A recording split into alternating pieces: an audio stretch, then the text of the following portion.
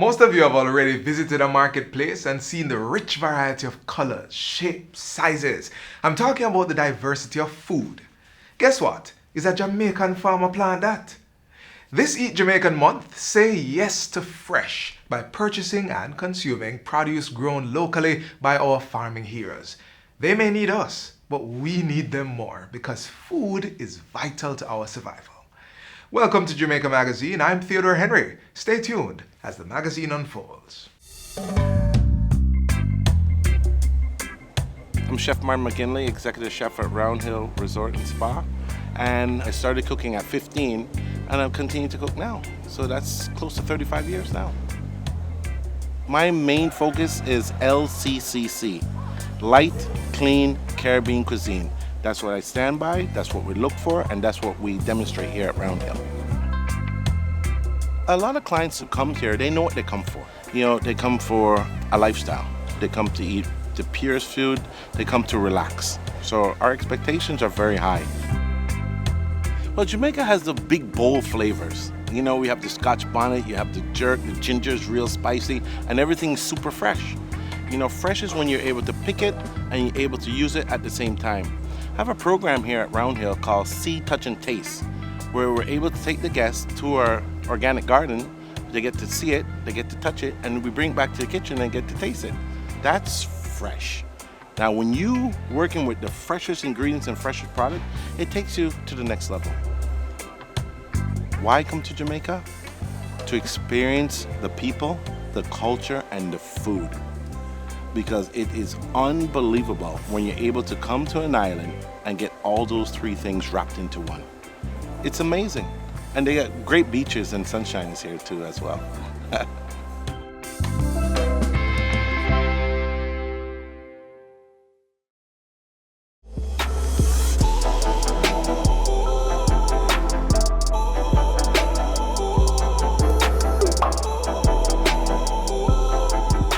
The Jamaica Customs Agency is here today to tell us more about its roles and functions, COVID-19 changes, and online shopping tips. Yes, if your goods are over $50, it will attract a customs fee. Get the facts on more information like that next.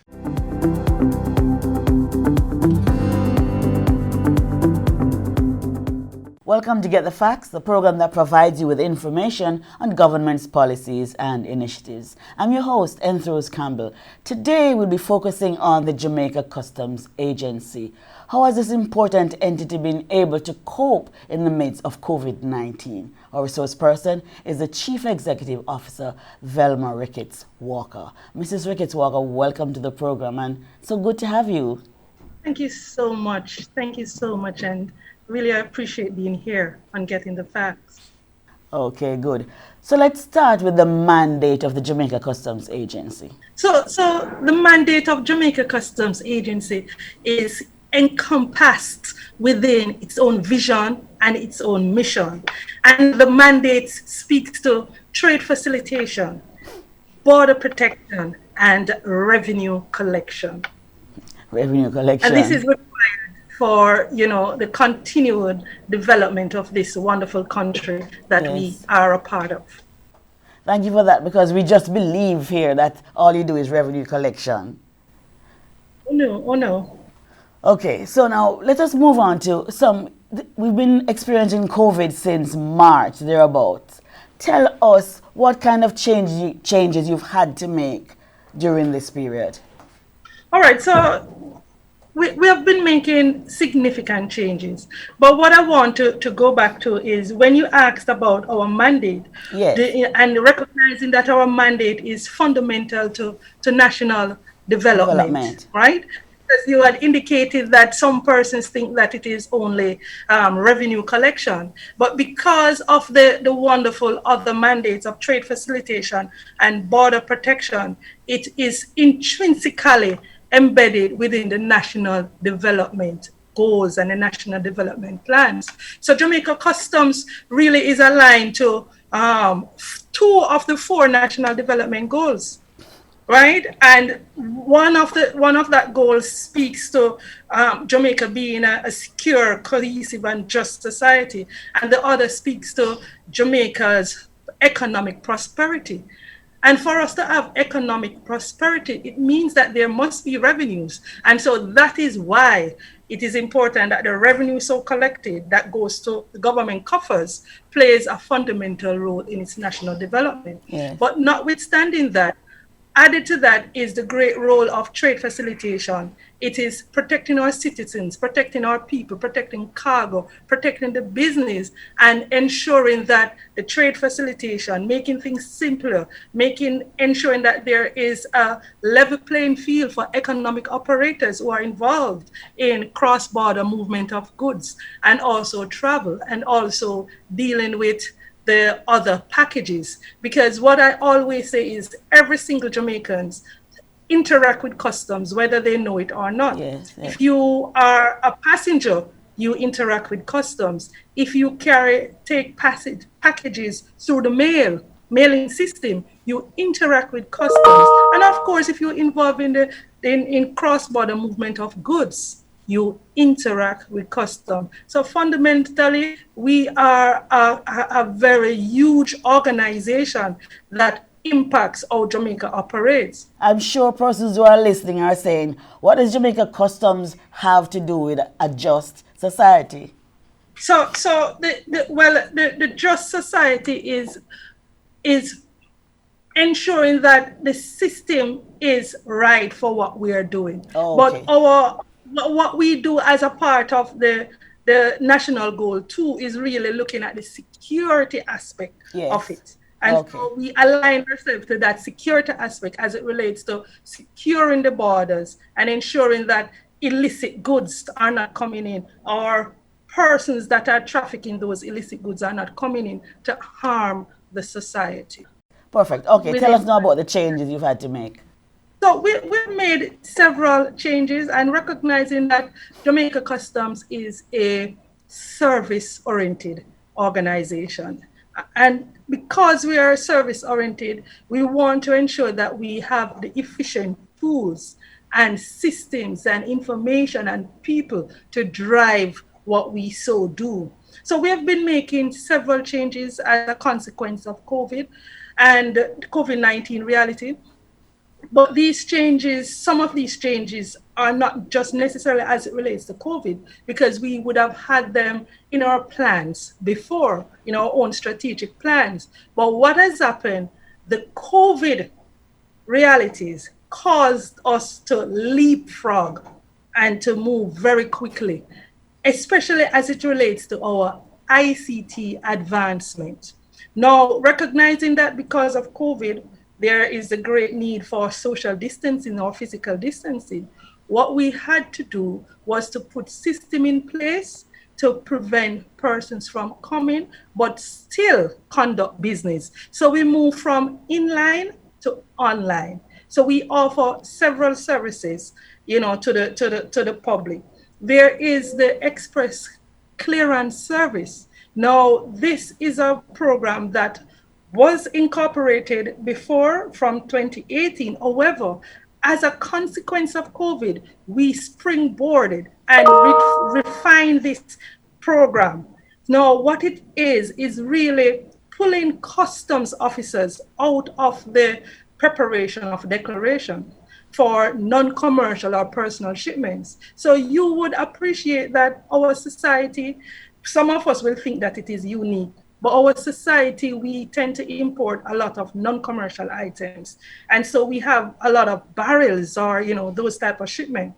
And with the number comes the number of persons to clear. And you find also that Jamaicans, they will send a package and they also want to be involved in the processing of that package. And what it causes is greater crowd at the clearance point, yes. Whether it be the terminal, the port, or the warehouses. Because of COVID, we recognize that this cannot continue. So legally, we are not supposed to be the person enforcing or writing or creating the declarations for the traders. So what we have done was now allow a third party to create these declarations, the third party being a freight forwarder or a custom broker or another agent for the importer. And that declaration would be submitted electronically to the agency long in advance, and the clearance process would have started. So by the time the person comes to effect that clearance, it would be smooth sailing for them. So we are encouraging persons to utilize that system. Yes. We've also put in place, because of our returning residents, we have a number of persons returning to Jamaica and want to benefit from the returning residents status. Now, this is an incentive given to Jamaicans returning home. And as a consequence of that, what we would have done was ensuring that they no longer come to customs to get their status approved, so that they can benefit for those incentives. So we allow for them to put their application online, yes, and book their appointment, and the entire process done with seamlessly. Okay, good. Quite a mouthful there. Let's take a break now and come back with more useful information on the Jamaica Customs Agency. Stay with us.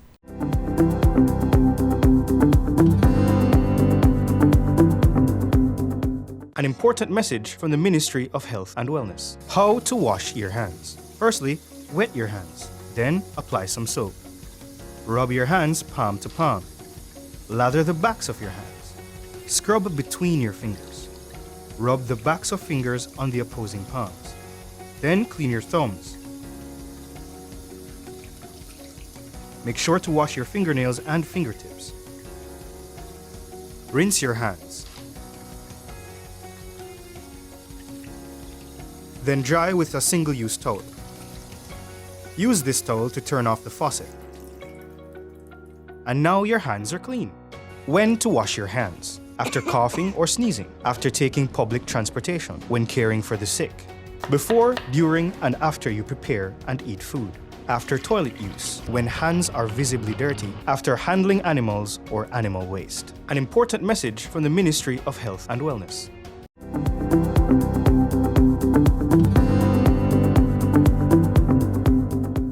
Welcome back to Get the Facts. We're talking with the CEO of the Jamaica Customs Agency, Velma Ricketts Walker. Mrs. Walker, so you've had to make a lot of changes to your procedures and so on, and that would also impact your staff. Tell us about what you have been doing with the staff to ensure that they are able to continue the work. Okay, so our staff, our valid human resource is so important to us. And we recognize that in order to give good quality service to this nation, it is important that we recognize that we need a staff. Though we talk about automation, it is the staff who have to be there.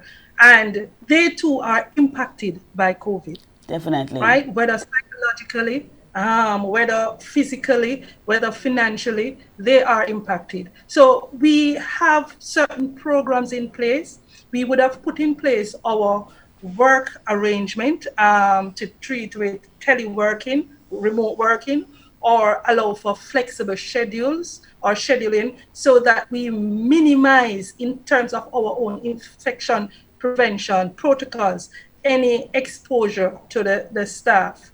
We also ensure that the staff who are teleworking, where their work arrangement may not allow for them to do certain job at home, we ensure that they are getting wonderful training, and that training also is provided by our own internal learning management program and portals that we use online, but also we utilize from the global customs, the World Customs Organization, their own learning management training program as well, so that we have a good mix, so that the staff continues to be productively engaged. Yes. But important to us is how we rotate the staff among the different areas across Jamaica. So, we have been doing that. We have been taking consideration into their own health, having a lot of speakers, speaking to them, using the whole entire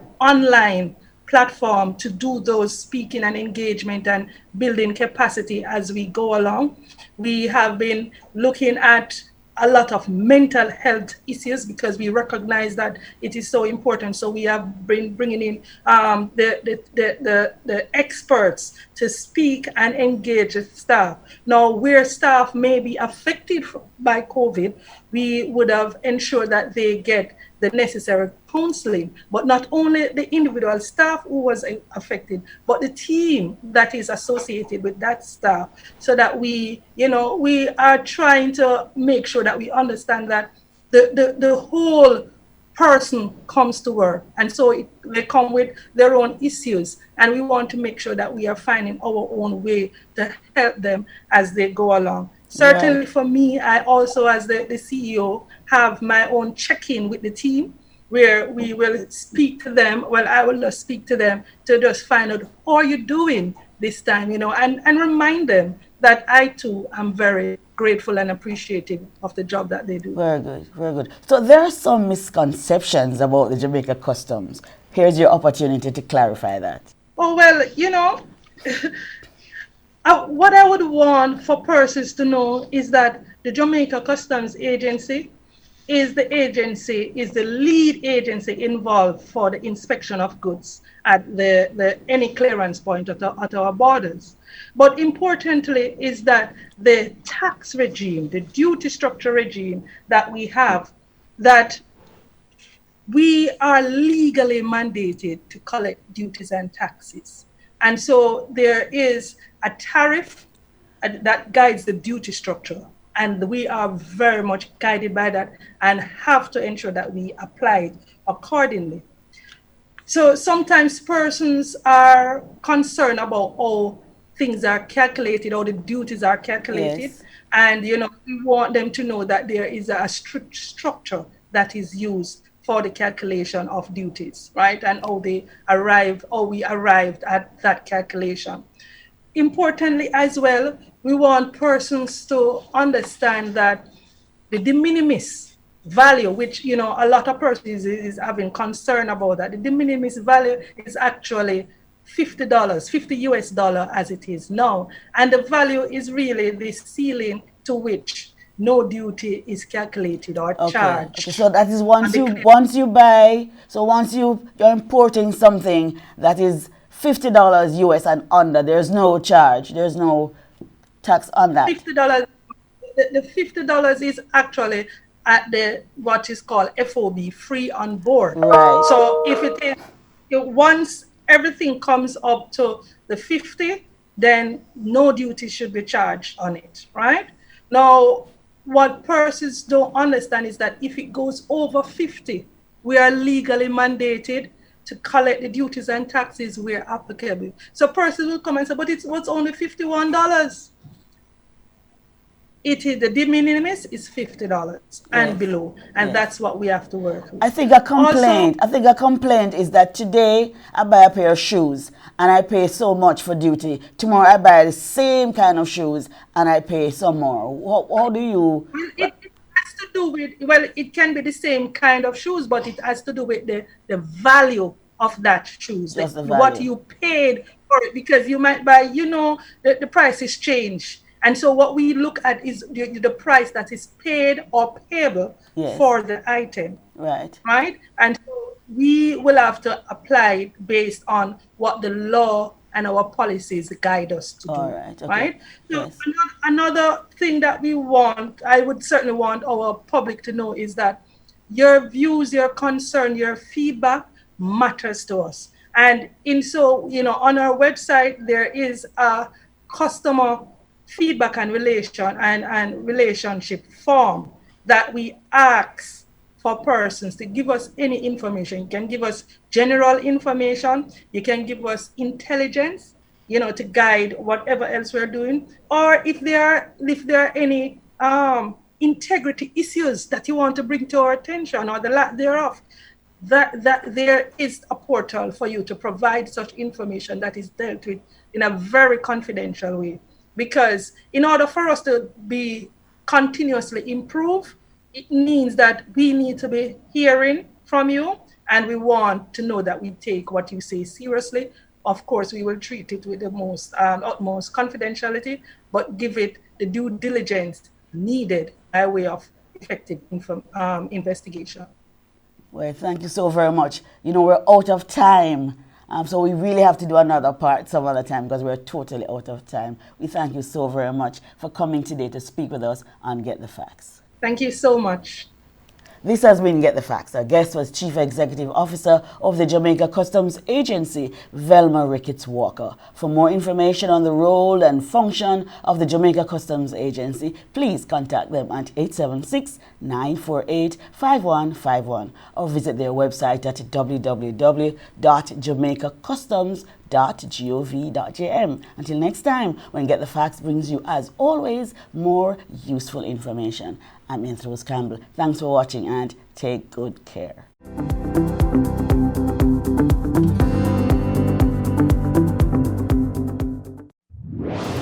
Whenever you hear the following tone, the Office of Disaster Preparedness and Emergency Management, ODPEM, will be giving information on an emergency situation affecting the island. Please be on the alert and listen to your radio and television for further information.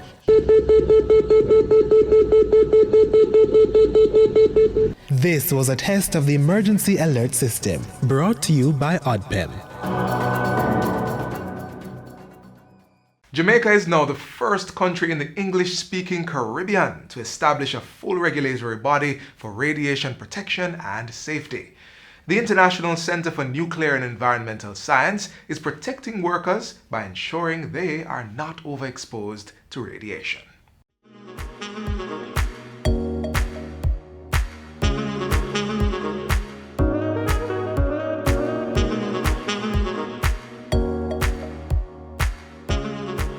The thermoluminescence dosimeter is a small badge worn by persons who are occupationally exposed to radiation to tell the amount of radiation they have been exposed to due to their practice. So the TLD is the general name for the dosimeter that is used to monitor persons' radiation exposure.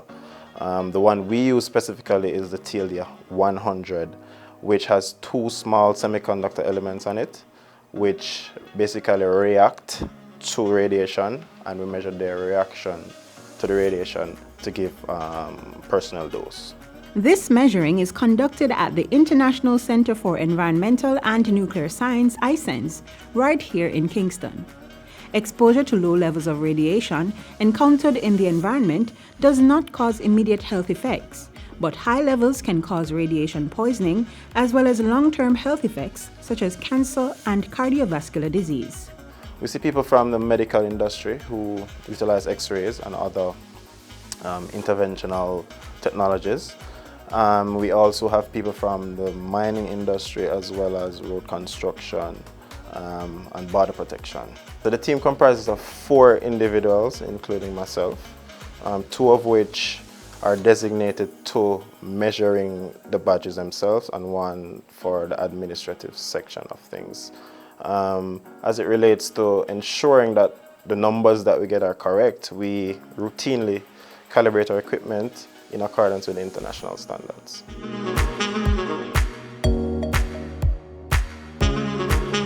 So personnel are given the badges. They wear them for a predefined period, usually a month or 2 months, and the badges are returned to us for processing. When the badges come back from the customers, the card is removed from the holder. The holder is purely there to act as a filter to differentiate between what we call a skin dose and a deep dose. Now the skin dose is the dose representative of what the upper layer of your skin gets as it relates to radiation. The deep dose is the dose that your internal organs would have received. So the holder has 2 filters in it which differentiate between those 2 doses. So we remove the elements from the holder and we stack them in the reader, and the reader then heats them up, gives off a light. The light is read by the photomultiplier tube and then is amplified and converted into a voltage signal. The voltage signal is what we represent as the dose, right? So then that's a process that is repeated for each cycle, for each badge, for each individual being monitored. The intensity would be proportional to the dose. and there are levels which are set for radiation workers. There's a 20 millisievert per year limit. If, for example, a person were to surpass that prescribed limit, then we would notify their employer of the situation. The employer would then take administrative or other precautions to ensure that reoccurrence doesn't take place.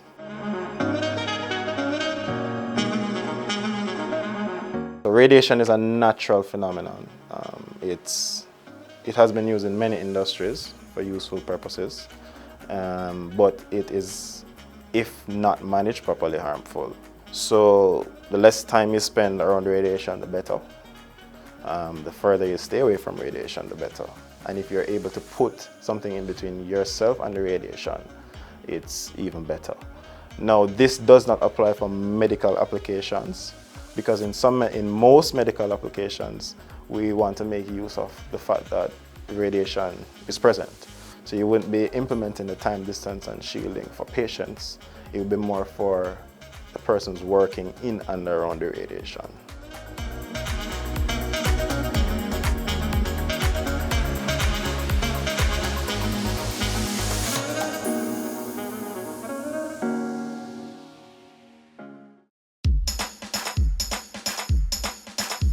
We want a productive Jamaica. We are not productive Jamaicans. Productivity to move forward on this land. Productivity, that's the way to go, we should understand. Productivity is the way to go for all us Jamaicans. Small business, big business, old and young, we are tell every woman and man. We want growth and prosperity for a better nation with a building plan. So we can build our product and sell our product and put more money in our hand. Our economy can rise to a level and build a better nation. Productivity to move forward on this land. Productivity, that's the way to go, we should understand. Productivity to move forward on this land. Productivity, that's the way to go, we should understand. Productivity. Productivity, pathway to prosperity. A message brought to you by the Jamaica Productivity Center, a department of the Ministry of Labor and Social Security.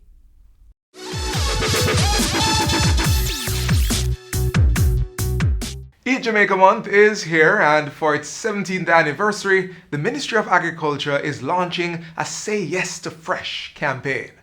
The mission is to encourage Jamaicans to buy more local produce from our farmers. See, the thing is, we need more Jamaicans to appreciate what goes into farming, both the joys and the challenges. Respect our farmers. They are our food heroes. As such, we need to help elevate and help them recognize their true potential. Agriculture Minister Floyd Green has tasked the Jamaica Agricultural Society with encouraging and helping farmers attain this goal. Which is to ensure that our farmers are taking the best business-based approach to farming. Farming is a business. And we have to ensure that our farmers are making business decisions, that they know the cost of production, that they have identified the market before they plant, and that they're working with us in relation to productivity. Let us all play our part, say yes to fresh, and continue to make Jamaica the place of choice to live, work, raise families, and do business.